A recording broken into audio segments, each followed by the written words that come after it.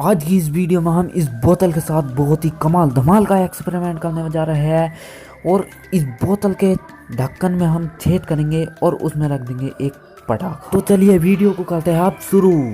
कृपया इस वीडियो में दिखाई गई किसी भी चीज़ की कोशिश ना करें। अगर आपने अभी तक हमारे चैनल को सब्सक्राइब नहीं किया तो सब्सक्राइब कर लीजिए और इस बेल आइकन को भी दबा दीजिए। आप ऐसा घर पर करने की कोशिश ना करें।